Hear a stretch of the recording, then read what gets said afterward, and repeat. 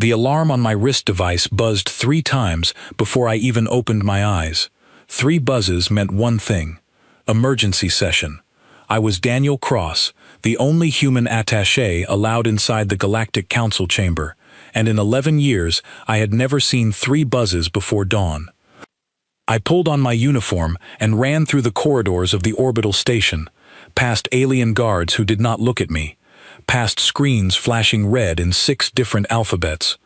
My translator earpiece buzzed with static. Something big was happening, and nobody wanted to tell the human first. When I reached the chamber, the doors were already sealed. I had to press my palm against the scanner twice before it let me in, as if even the machine was hesitating. Inside, the great circular room buzzed with hundreds of voices, delegates from 43 species arguing over each other in a storm of sound my earpiece struggled to translate. At the center of the room stood a floating hologram of Earth, spinning slowly, marked with a red containment symbol I had never seen used on a member world before. I found my seat, small, and pushed to the back, as always. Humanity had provisional membership in the Council, a status we had held for 30 years without ever moving forward. We were watched, tested, restricted. We were given no access to faster-than-light drive technology, no access to planetary shield systems, no seat on any real decision-making body. We attended meetings, we nodded, we said thank you. I had grown used to it. I had told myself it was patience, that one day the Council would trust us the way they trusted the older species. I had believed that for 11 years. That belief ended the moment the Council speaker, a tall, silver-skinned being named Vantrell Osu, raised his hand for silence and began to read. He spoke slowly, in the formal tone reserved for binding resolutions. The words hit me one at a time, like stones dropped into still water. Effective immediately, human expansion beyond the Sol system would be restricted. All new human colonies would require Council approval before construction. All human military vessels would be limited to defensive patrol only, and only within a boundary the Council itself would define. The reason given was containment, for the safety of the wider galaxy. Nobody asked what I thought. Nobody looked at me at all. I sat there while beings, who had never set foot on Earth, who could not name a single human city, decided that my species needed to be kept in a box. They spoke about humanity as if we were a chemical reaction that might get out of control, not as a people who had built cities and cured diseases and sent children to school every single morning just like they had. I thought about my grandmother, who used to tell me that respect is something you earn by showing up, again and again, until people cannot deny you anymore. We had shown up. For 30 years we had shown up, and this was the answer. The vote came quickly after that. 31 delegations in favor, 6 against. The rest abstained, which in Council language meant they agreed but did not want to be blamed for it later. I did not stand up. I did not argue. I had learned long ago that human anger in that chamber was treated as proof of the very danger they claimed to fear. So I sat still, hands folded, face calm, while my stomach twisted into a knot. When the session ended, I walked back to my quarters in silence.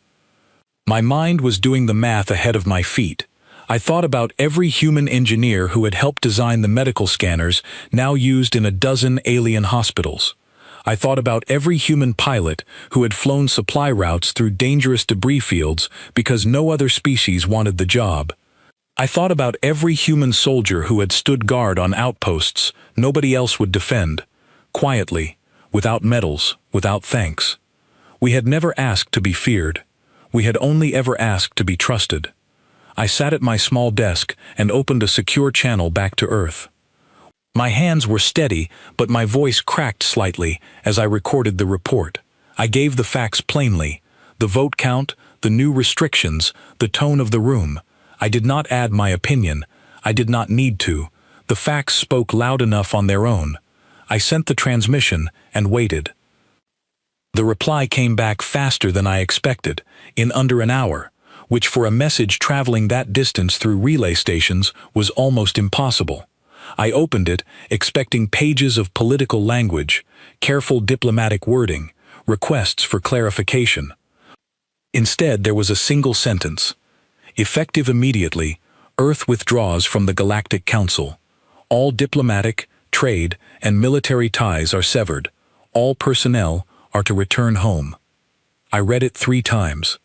Then I read it a 4th time, because some part of my brain refused to accept that 7 words could end 30 years of careful, patient effort in the span of one breath. I sat there in my small quarters on a station orbiting a star that was not my own, and I felt something strange settle over me. It was not fear. It was not even shock. Not really. It was something closer to relief, the kind you feel when you finally put down something heavy you have been carrying for far too long. For 30 years, we had asked to be let in. We had knocked politely on a door that never fully opened. And in a single evening, without asking me, without asking anyone, Earth had simply decided to stop knocking. I did not know yet what this meant. I did not know how deep the roots of humanity had grown into the soil of galactic civilization, roots nobody, not even us, had ever bothered to measure. I only knew that somewhere far away, on a blue and green planet spinning quietly through the dark, a decision had been made that would echo through every star system connected to that council. I packed my bag that night. It did not take long. I had never been given much room to unpack in the first place. Not really. Not in a chamber where I was tolerated but never welcomed.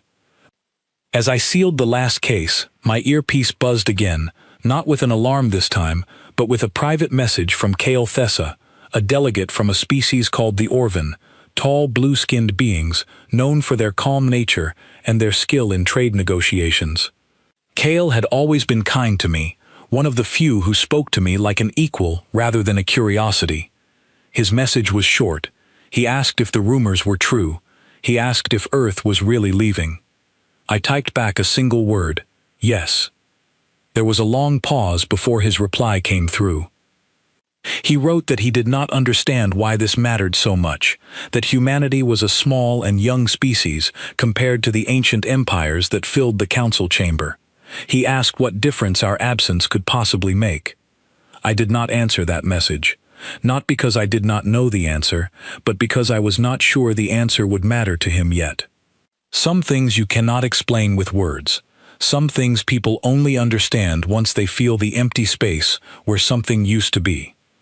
I left the station before sunrise station time, escorted by 2 security officers who had orders to make sure I boarded my transport without delay. As the shuttle doors closed behind me, I looked back through the small window one last time. The station glittered against the dark, lights blinking, alive with hundreds of species who had no idea that the ground beneath their comfortable civilization was about to shift. The shuttle engines hummed to life beneath me, and I closed my eyes. Behind me, an entire galaxy continued exactly as it always had, confident, busy, certain of its own strength. It had no idea what was coming. The first sign of trouble reached me before I had even unpacked my bags on Earth. I was standing in my small apartment in a coastal city, still adjusting to gravity that finally felt right under my feet, when my old friend Owen Marsh called me on a secure line. Owen worked in Earth's logistics division, tracking supply routes across the systems we used to serve. He told me that within 72 hours of the announcement, every single human ship stationed outside our system had been recalled. Every cargo vessel, every mining crew, every mercenary contract, every embassy staff member, all of it, pulled home at once like a single hand closing into a fist.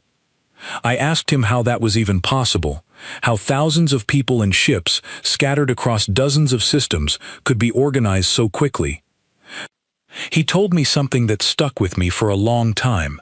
He said humanity had been quietly preparing for this exact moment for years, not because we wanted to leave, but because we had learned never to depend on anyone else for our own safety.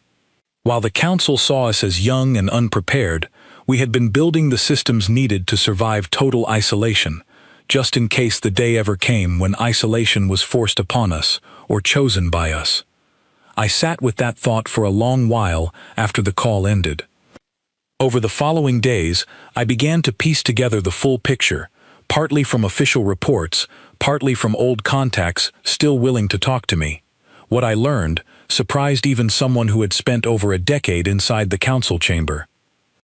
Humanity had never held any real political power within galactic society. We were too new, too restricted, too carefully watched for that.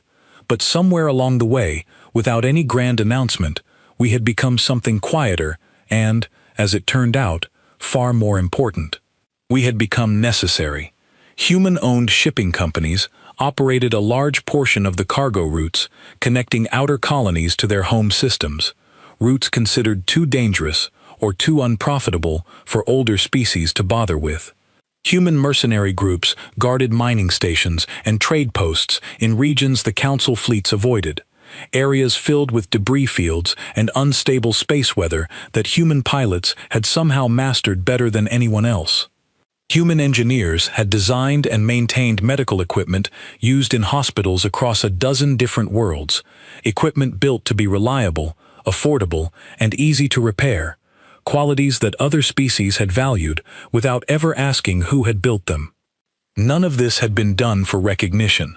It had been done because it was work nobody else wanted, and humanity, still hoping to prove itself worthy of full membership, had taken every job offered without complaint. Now all of that had stopped in a single moment. I remember watching the news that first week, with a strange, hollow feeling in my chest. Earth's own broadcasts were calm, almost eerily quiet, compared to what I imagined must be happening outside our borders. There were no victory speeches, no declarations of triumph, just simple confirmations. Trade routes closed, diplomatic offices shut down, citizens instructed to return home if they had not already done so. It was Owen who first told me about the ghost signals. Automated systems built by human companies, running silently in the background of alien infrastructure, systems nobody thought about because they simply worked, day after day, year after year. Cargo scheduling programs, medical database networks, communication relay stations tucked quietly between star systems. All of them built and maintained under quiet contracts that had just expired, all at once, the moment Earth severed its ties. Some of those systems kept running for a short while longer, coasting on momentum like a machine slowly running out of fuel. Others failed almost immediately. The instant human oversight vanished. The first confirmed failure came from a hospital network on a world called Ithran Prime, home to a species known as the Dorith, tall and slow-moving beings who relied heavily on advanced medical technology to manage a genetic condition affecting much of their population. Their hospital systems had been running on human-built medical servers for nearly 15 years, quietly, reliably, without complaint. When the human support contract ended, the system did not crash immediately. It simply stopped receiving updates, stopped receiving the small daily corrections that kept it running smoothly. Within a week, minor errors began appearing in patient records. Within 2 weeks, entire wings of the hospital network experienced service interruptions during peak hours. By the 3rd week, doctors were forced back onto manual systems that most of the younger staff had never even been trained to use. I remember reading the report on that failure and feeling something twist inside me, a mixture of sadness and something darker I did not want to name. These were innocent people, patients who had nothing to do with the council's decision, caught in the middle of a conflict they never chose to be part of. But then I reminded myself of something important. Humanity had not caused this. We had simply stopped propping up a system that had never once thanked us for holding it steady. The ripple effects spread faster than anyone expected. A mining colony in a distant system called Vester Hollow lost contact with its main shipping partner overnight, when the human transport company that had serviced their route for 9 years shut down without a replacement lined up. The colony had 6 months of supplies stored, enough time to find another solution, but panic set in almost immediately once residents realized just how thin their safety margin actually was. A trade alliance between three different species, built around a shared banking system originally designed and coded by a small human software company, found its entire financial network frozen for nearly 72 hours while local engineers scrambled to understand code they had never needed to study before, because the humans who wrote it had always been the ones quietly keeping it running. I began receiving messages from old contacts across the council, people I had worked alongside for years, all asking some version of the same question. What is happening? Why does everything feel like it is falling apart at once? I did not have a full answer for them. Not yet. I was still learning the scope of it myself. What became clear, even in those early days, was that the galaxy had built an entire layer of its daily life on top of human effort without ever fully acknowledging it. We had been the quiet foundation beneath a structure that everyone assumed was standing on its own. Nobody notices a foundation until the building above it begins to shake. I spent my nights during that period going through old records from my time as an attaché, cross-referencing them with the new reports coming in. I found contracts I had forgotten about, agreements signed years earlier that had quietly expanded over time, until human involvement touched nearly every corner of Council civilization in some small, unnoticed way. A communications relay station in a remote system, built and maintained by a human engineering firm, had been the only reliable link connecting an isolated mining outpost to the rest of galactic society. When the relay went silent, the outpost found itself completely cut off, its workers stranded, with no way to call for help if something went wrong. A water purification system on a desert world called Kestrin Vale, designed by human scientists decades earlier and gifted to the local population as part of an early goodwill program, one of the few times humanity had been allowed to contribute something meaningful to Council society, continued running without human oversight because it had been built to last. But the spare parts required to maintain it long-term had always come from Earth, and those shipments had now stopped entirely. Piece by piece, the picture became impossible to ignore. Humanity, dismissed for 30 years as too young, too unpredictable, too dangerous to be trusted with real responsibility, had somehow become the quiet infrastructure holding large portions of galactic civilization together. And now that infrastructure was gone. I remember the exact moment the weight of it truly settled over me. I was sitting by my window one evening, watching the sun set over the ocean, when my communicator buzzed with a message from Kale Thessa, the Orvan delegate who had once questioned why Earth's absence could possibly matter. His tone had changed completely. He told me that trade across 3 major systems had slowed to a crawl. He told me that Council leadership was holding emergency sessions around the clock, trying to understand the scope of what had happened and how to reverse it. He told me that for the first time in his long career, he genuinely did not know what would happen next. Then he asked me a question that I still remember word for word. He asked what exactly his people had been relying on humans for, because until now, he had never once considered the possibility that we mattered at all. I sat with that message for a long time before I responded. I told him the truth, as gently as I could. I told him that humanity had never been given the chance to matter loudly, so we had learned to matter quietly instead. I told him that being underestimated for 30 years had taught us to build things that worked without needing recognition, and that maybe, just maybe, the galaxy had mistaken our patience for weakness. He did not reply to that message for almost a full day.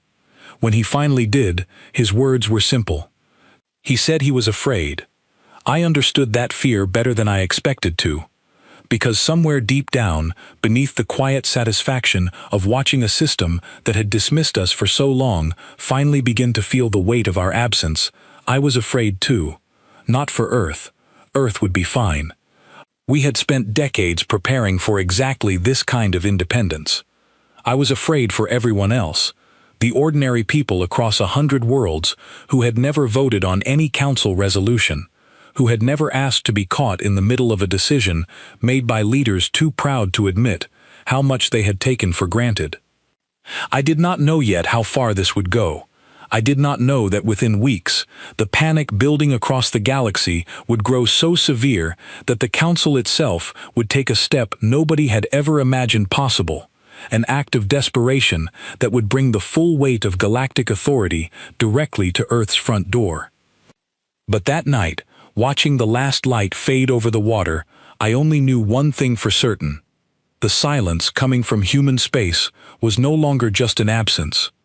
It had become a warning that almost nobody outside our system yet understood how to read.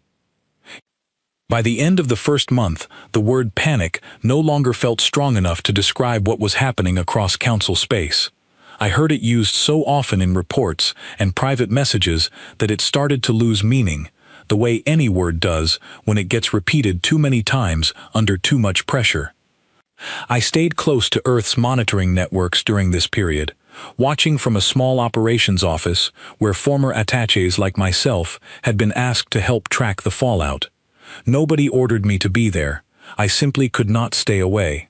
After 11 years spent inside that chamber, I needed to understand what was happening on the other side of the silence we had created. The financial reports came in first, and they were staggering. Markets across a dozen systems that had never once considered themselves connected to human affairs, began sliding into chaos within weeks. It turned out that several major banking networks used across Council space had been quietly built on human-designed security software nobody had thought twice about because it simply worked, year after year, without failure. When human technical support ended, cracks began appearing almost immediately. Minor at first, delayed transactions, small errors in currency conversion between systems, but minor problems in a financial network connecting dozens of worlds do not stay minor for long.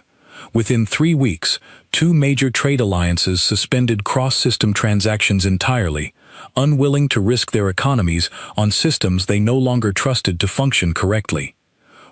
I remember reading a report about a shipping company on a world called Doverna Reach, a company that had operated for over 40 years, moving goods between 6 different systems. Their entire scheduling and payment system, built and maintained by a small human software team, failed completely during the second month.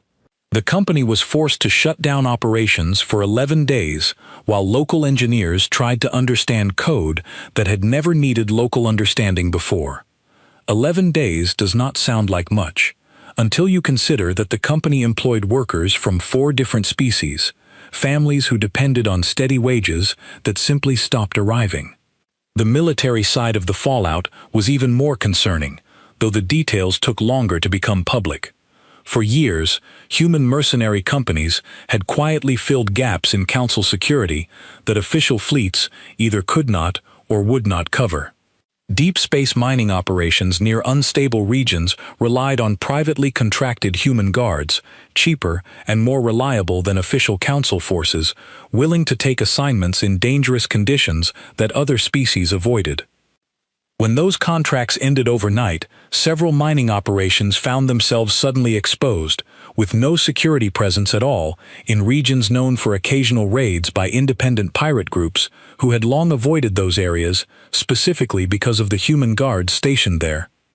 I heard through an old contact that at least 2 mining stations experienced serious security incidents within the first 6 weeks after Earth's withdrawal. Incidents that would never have happened under the old arrangement.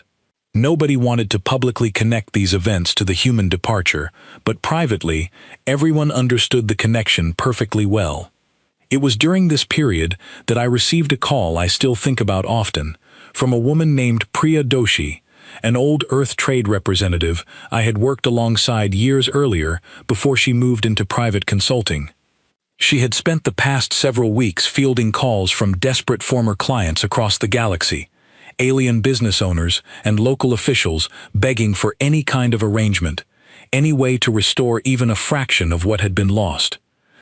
She told me the calls had become so frequent that she eventually stopped answering them altogether, not out of cruelty, but because Earth's new policy was absolute.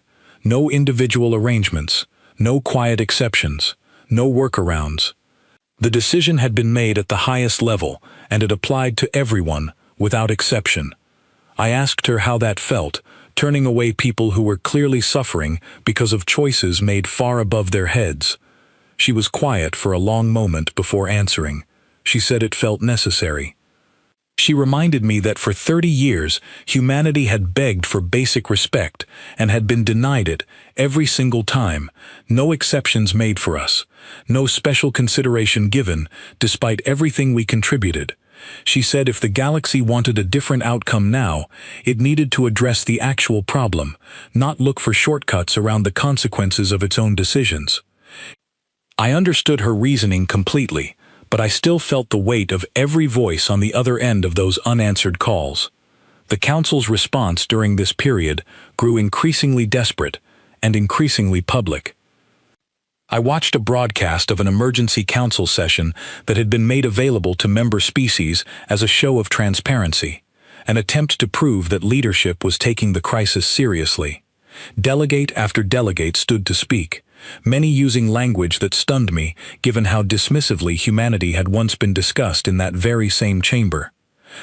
One delegate, an elder statesman from a species called the Ilvain, stood and openly admitted that the Council had failed to properly value humanity's contributions, that 30 years of restriction and suspicion had been a mistake the Council was only now beginning to understand the true cost of. He proposed an immediate offer of full membership status for Earth, along with formal reparations for past restrictions, hoping this gesture alone might convince humanity to reconsider. The offer was transmitted to Earth within hours. I was present, in a small observation capacity, when Earth's response was drafted. I will not pretend I had any real influence over the decision, but I was allowed to watch, and what I witnessed stayed with me. Earth's leadership did not respond with anger.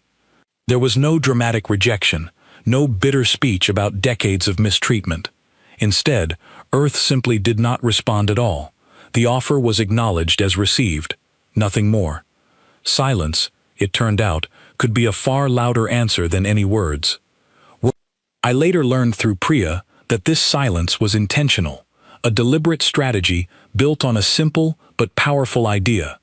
Earth had spent 30 years speaking, explaining, proving, and asking to be heard, only to be dismissed again and again. There was nothing left to say that had not already been said 100 times over. If the Council truly wanted a relationship with humanity, it would need to demonstrate real change through real action, not through offers made only after the pain of our absence became too costly to ignore. The panic continued spreading through the following weeks, touching parts of galactic society nobody had expected. A university on a world called Threnval Minor, known for its advanced engineering programs, discovered that nearly a third of its faculty were human researchers who had returned to Earth as part of the general recall. Entire courses were cancelled mid-semester, leaving thousands of students from a dozen species without instructors for the remainder of their academic year. A cultural exchange program that had operated for over a decade, allowing young people from different species to study human history and philosophy alongside their own traditions, was forced to shut down entirely when its human coordinators were called home. I remember reading a small note in an official report mentioning that several students had written letters expressing genuine sadness at losing access to perspectives they had grown to value deeply. It was a small detail in a much larger crisis, but it stayed with me longer than most of the financial figures did. I began to understand, during this period, that the crisis unfolding across the galaxy was not simply about lost infrastructure or disrupted trade routes. It was about a slowly dawning realization among dozens of species that they had built relationships with humanity, real relationships, even while their governments treated us as outsiders to be managed and contained. Kale Thessa continued reaching out to me throughout this period, and our conversations grew longer, more honest, less guarded than anything we had shared during my years as an official attaché. He told me that within his own government, factions were beginning to form, some arguing for continued patience, waiting for Earth to eventually return once the shock of separation faded, others arguing that the Orvin needed to act independently, forming direct bilateral agreements with Earth rather than waiting for a council response that might never come. I told him honestly that I did not know which approach Earth would favor, if either. I told him that decisions like that were far above my position, made by people who had spent years quietly preparing for exactly this kind of moment, while the rest of the galaxy assumed we were simply hoping to be let in through the front door. It was near the end of the second month that the most significant escalation occurred, the moment that would change the shape of the entire crisis. I remember exactly where I was when the news broke. Sitting in the small operations office late at night, drinking cold coffee while reviewing reports that had begun to blur together after so many long weeks. Priya called me directly, her voice tight with something I had rarely heard from her before, genuine alarm. The council, after weeks of failed attempts at communication, after every diplomatic channel had been tried and exhausted, had voted to authorize a direct diplomatic mission into human space. Not a request for permission, not an invitation extended through proper channels, an authorized incursion, framed carefully in official language as a peaceful attempt to reopen dialogue, but understood by everyone involved for exactly what it actually was.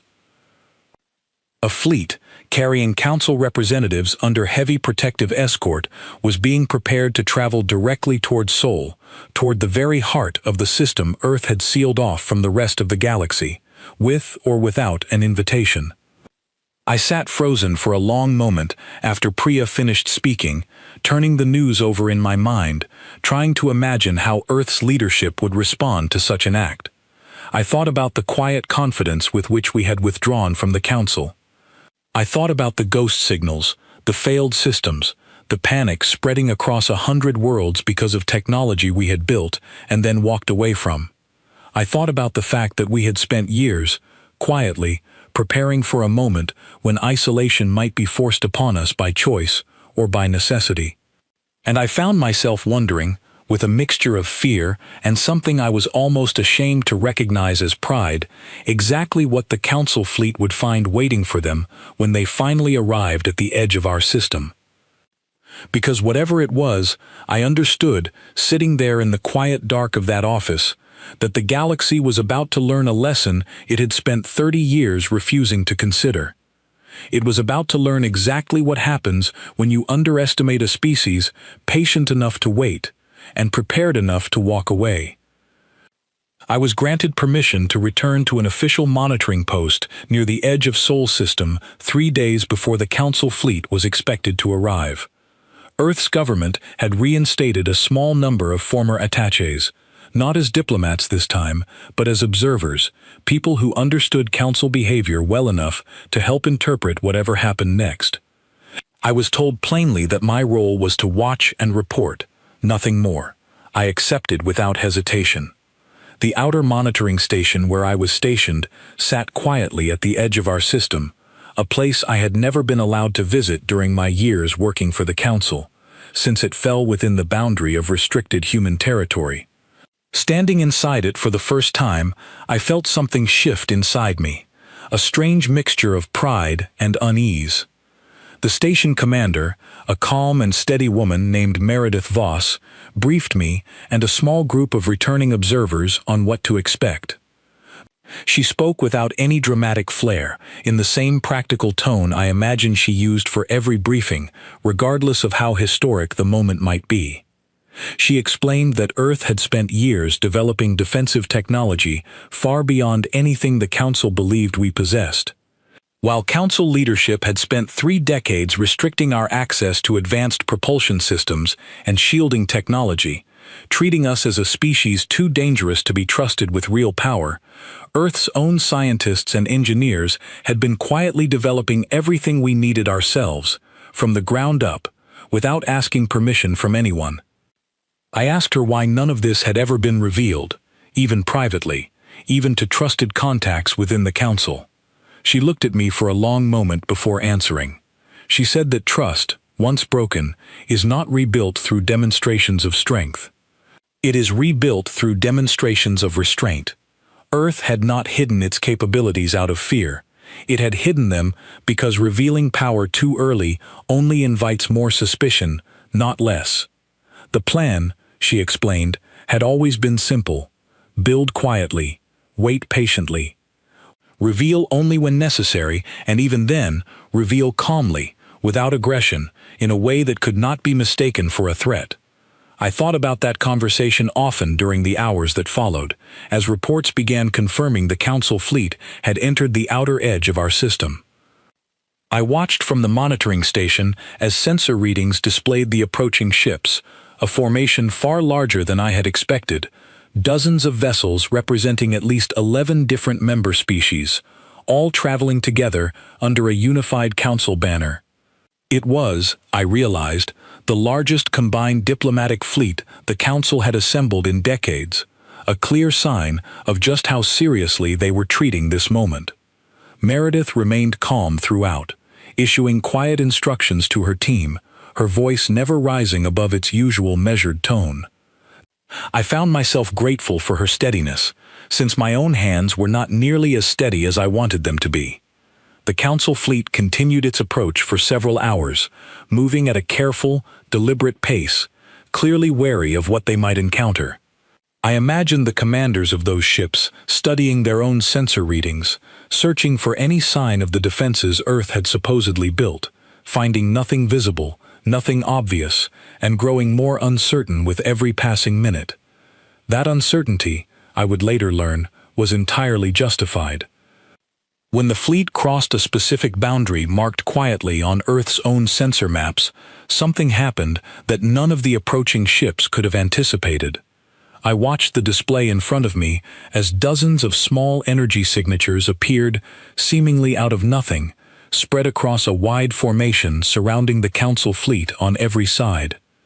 Meredith explained quietly that these were automated defense platforms, built using technology developed entirely by human engineers, technology the Council had spent 30 years insisting we were not advanced enough to create. The platforms did not fire, they did not move aggressively. They simply appeared, silent and precise, forming a perimeter around the entire Council fleet, close enough to demonstrate complete tactical control of the situation, without a single shot exchanged. A message began transmitting automatically across every channel the Council fleet was using, a calm, clear recording that repeated in every known language across the galaxy. I heard it played through the station speakers, a steady, unemotional voice, delivering a simple statement. "This is Earth space. Your presence here was not requested. You may withdraw immediately, or you may proceed to a designated communication point under continued observation. No harm will come to you unless hostile action is taken. This conversation is over." I sat in stunned silence, along with everyone else in that monitoring room, as we watched the Council fleet's response unfold in real time. There was a long pause, nearly 20 minutes, during which the fleet remained completely still, clearly attempting to assess the situation, likely debating internally how to respond to a demonstration of capability nobody in that fleet had ever expected to encounter. Eventually, a single ship broke formation and began moving slowly toward the designated communication point, exactly as the automated message had offered. The rest of the fleet remained where it was, surrounded, motionless, waiting. Meredith turned to me and explained that the designated communication point was a carefully chosen location, close enough to Earth's outer defense systems to demonstrate complete control, far enough from any populated area to avoid any unnecessary risk. It was, she said, a deliberate choice meant to communicate something specific without a single additional word being spoken. Earth was willing to talk. Earth was not afraid. And Earth was completely capable of enforcing its own boundaries without assistance from anyone. I was granted access to a secure feed of the meeting that followed, held between a small Earth delegation and the lead representatives from the Council fleet. I recognized several of the Council representatives immediately, senior delegates I had worked alongside for years. their expressions now carrying a mixture of confusion and something close to genuine fear, an expression I had never once seen on their faces during my time in that chamber. The Earth delegation was led by a calm, quiet man named Arjun Malhotra, someone I had never met personally but had heard mentioned occasionally in official reports, known within certain circles for his steady, unshakable composure under pressure. He did not raise his voice. He did not gloat. He simply explained, in plain and simple terms, exactly why the Council fleet had been allowed to travel as far as it had before being stopped, and exactly why it would not be permitted to travel any further without proper invitation. He explained that Earth held no interest in conflict, no desire for domination, no wish to punish the galaxy for 30 years of restriction and suspicion. He explained that Earth simply wished to be left alone, to govern itself, to make its own decisions about who it chose to trade with and under what terms, free from the kind of unilateral restriction that had been placed on us without our consent. One of the Council representatives, an elder delegate from a powerful species called the Kelvash, attempted to argue that this demonstration of hidden military strength was itself proof that the original containment policy had been justified all along, that a species capable of building such advanced defenses in secret was exactly the kind of threat the Council had always feared. Arjun's response to that argument was calm, measured, and utterly devastating in its simplicity. He pointed out that Earth had possessed this capability for years, silently, without ever once using it aggressively, without ever threatening a single member species, without ever attempting to expand beyond our own system, despite having every technical ability to do so.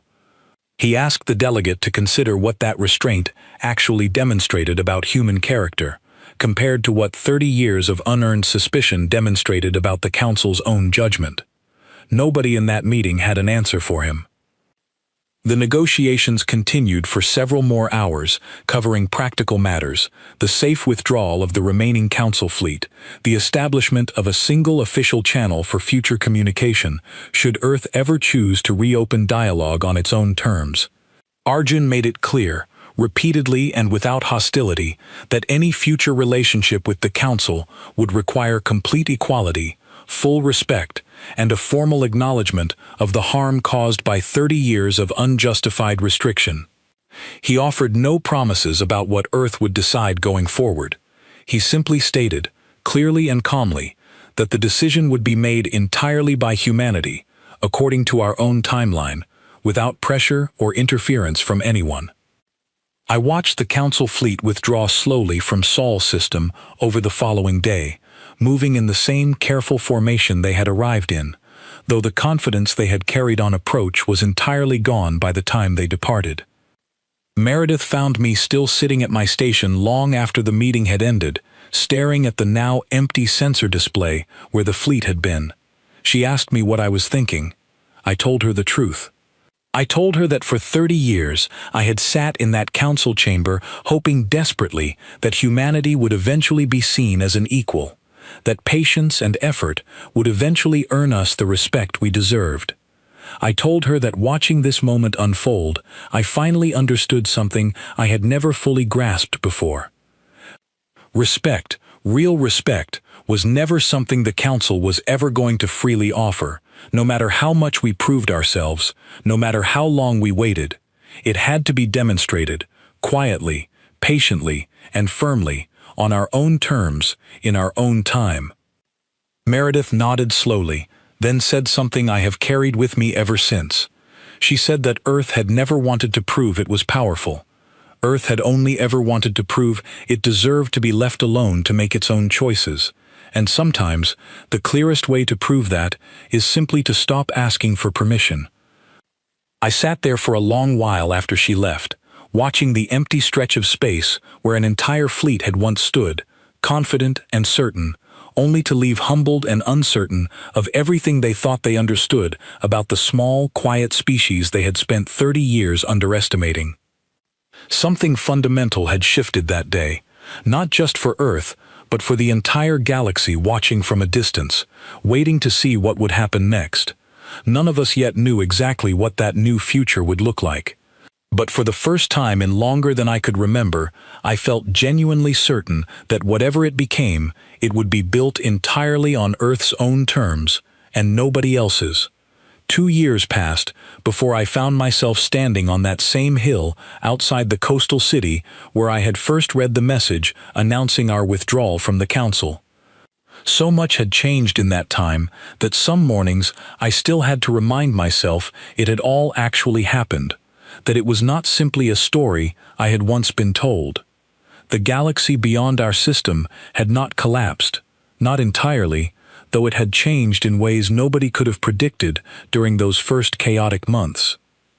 I had spent much of those 2 years working as an independent consultant, helping Earth's government understand and respond to the flood of individual requests that arrived from species and organizations no longer willing to wait for official council action.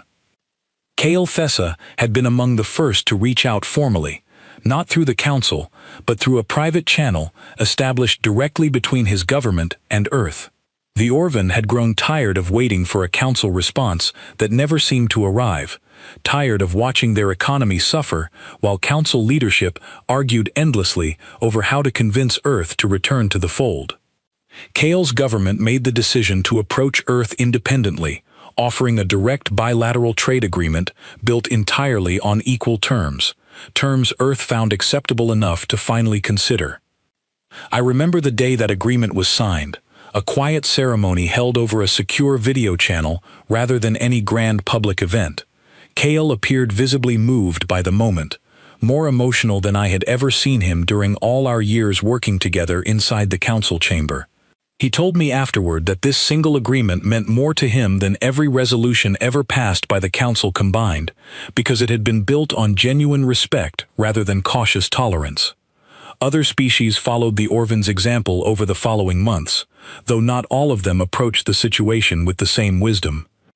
Several powerful member species, proud and unwilling to be seen requesting anything from a species they had spent 30 years dismissing as inferior, chose instead to wait, insisting publicly that Earth would eventually return to the Council once the initial shock of separation faded. I watched from a distance as their economies continued struggling, as public frustration within their own populations grew louder with each passing month, directed increasingly at leadership that seemed more concerned with pride than with practical solutions. The council itself fractured slowly over that first year, splitting into smaller factions as member species grew tired of waiting for a unified response that never seemed to materialize. Some factions pushed for immediate independent negotiation with Earth, following the Orvan's example. Others clung stubbornly to the old system, insisting that reopening individual channels outside official council structure would undermine decades of established order.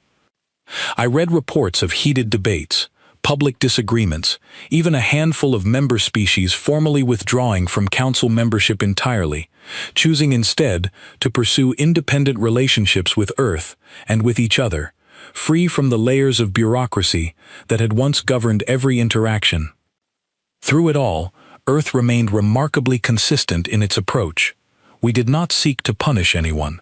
We did not use our position to demand unreasonable terms or extract unfair advantage from species desperate for renewed cooperation. Every agreement Earth signed during that period was built on the same simple foundation: mutual respect, equal standing, and complete freedom for either party to walk away if those terms were ever violated.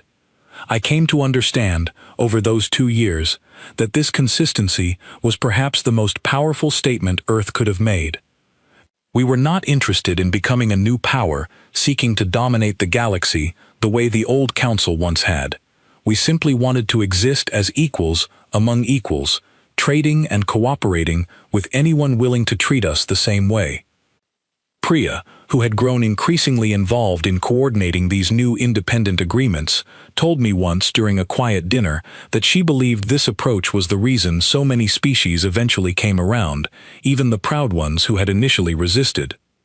She said that watching Earth consistently choose fairness over advantage, even when we clearly held the stronger position, slowly convinced even our harshest former critics that our patience all those years had been genuine, not calculated.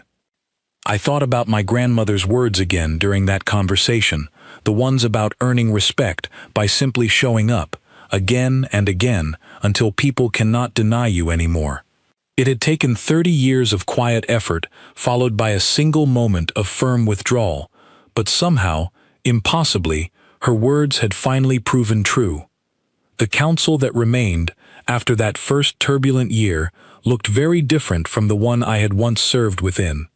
Smaller, more cautious, stripped of much of its former authority, it continued functioning as a loose coordinating body for species who still valued centralized decision-making, but it no longer held the unquestioned dominance it once claimed over every corner of galactic civilization. Earth never rejoined it, not formally, though quiet cooperation eventually resumed on specific issues where mutual benefit made sense, always negotiated directly, always on equal terms, never again through the old system of restriction and control. I visited the old council station one final time during the second year, invited as part of a small delegation helping to formalize updated terms of limited cooperation on matters of shared interest, mainly involving safe passage through certain shared trade routes. Walking through those familiar corridors again felt strange, like visiting a childhood home long after moving away, recognizing every detail while feeling completely disconnected from the person who once lived there. Vantrell Osu, the same speaker who had once read out the resolution restricting human expansion, approached me quietly during a break in negotiations. He looked older than I remembered, more tired, carrying himself with none of the confident authority he once projected so easily. He told me, in a voice barely above a whisper, that he had thought often about that day, about the resolution he had read aloud without ever once considering how it might feel from the other side of that decision. He said the council had made a grave error in judgment, not because Earth had proven itself dangerous, but because the council had never bothered to actually understand what it was dismissing so easily. I did not offer him forgiveness, because that was not mine to give on behalf of an entire species. I simply told him that Earth had never wanted conflict, only fairness, and that fairness, once finally offered, had been more than enough to build something new and lasting. He nodded slowly, and we did not speak of it again. Standing on that hill 2 years after everything began, watching a new generation of colony ships preparing for launch under Earth's own flag, a flag no council resolution had ever approved or restricted, I found myself thinking about how far we had come. These were not desperate, hurried ships, built in secret out of necessity. These were confident, carefully planned expansions, built openly, proudly, using technology we had developed entirely on our own terms, expanding into space we now had every right to claim, free from restriction, free from suspicion, free from the quiet, patient waiting that had defined so much of our species' early experience among the stars. I thought about the panic that had swept across the galaxy during those first chaotic months, the failed systems, the frightened messages from old contacts, the desperate council fleet that had once approached our system expecting to find nothing more than an underdeveloped species easily persuaded back into line. We had never wanted to cause that panic. We had never sought to prove ourselves through fear or force. We had simply wanted, after 30 long years of patient waiting, to finally be treated as equals, and when that treatment was denied one final time, we had quietly, calmly, decided to build that equality for ourselves instead. The galaxy had learned, slowly and sometimes painfully, that humanity was never the problem it had once been labeled. We had been something far different all along, the quiet foundation holding countless small pieces of galactic life together, present in ways too easily overlooked, until suddenly, completely, we were gone. And in that absence, the galaxy had finally learned to see us clearly, not as a threat requiring careful containment, but as a partner worthy of genuine respect. I watched the colony ships rise slowly into the evening sky, their engines glowing steady and bright against the darkening horizon, carrying ordinary people toward new homes among the stars, free to build lives entirely of their own choosing. We did not leave the council behind out of anger. We did not walk away seeking revenge for 30 years of unearned suspicion. We simply chose, finally, to stop waiting for permission to exist on our own terms. We did not leave the council behind at all, not really. We left it exactly where it belonged, quietly, calmly, firmly, behind us, while we continued moving forward into a future we had built entirely for ourselves.